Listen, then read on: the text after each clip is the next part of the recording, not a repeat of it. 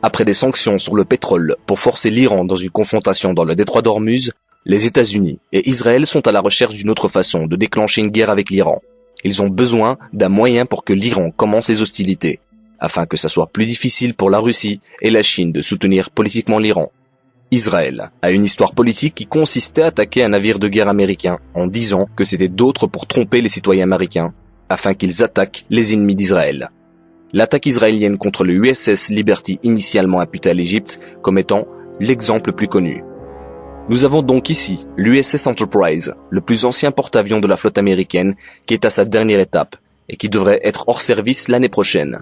Son nom est bien connu en raison de la série télé Star Trek. La désaffectation d'un porte-avions est un processus très coûteux. L'USS Enterprise est alimenté par 8 réacteurs nucléaires. Tous ces matériels et ces machineries nucléaires doivent être disposés, ce qui permettrait d'économiser beaucoup d'argent à la marine américaine. Plus qu'un simple morceau à dérober, si l'USS Enterprise coulerait dans le golfe Persique, là où le gâchis radioactif arrivera, ce sera les problèmes de quelqu'un d'autre. Alors pourquoi envoyer un navire de guerre antique à la fin d'une durée de vie utile ? Pour sans doute la même raison que Franklin Roosevelt a déplacé un tas de navires de guerre de San Diego à Pearl Harbor, tandis que de nombreux transporteurs et navires de guerre s'enfuiront d'Hawaï et diffusés comme en 1941. Israël dispose de 3 sous-marins Dauphin qui leur a été donnés par l'Allemagne. Ils ont été vus transitant par le canal de Suez dans le passé et pourraient très bien être opérationnels dans le golfe d'Oman, même le golfe Persique désormais.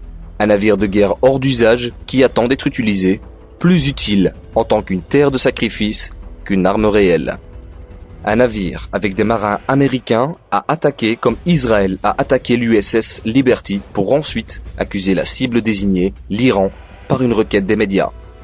Si vous êtes d'accord avec cette analyse, s'il vous plaît, postez cette vidéo partout où vous voyez cette histoire de porte-avions. Si nous pouvons les faire douter, la résistance sera crue et peut-être qu'ils annuleront l'opération.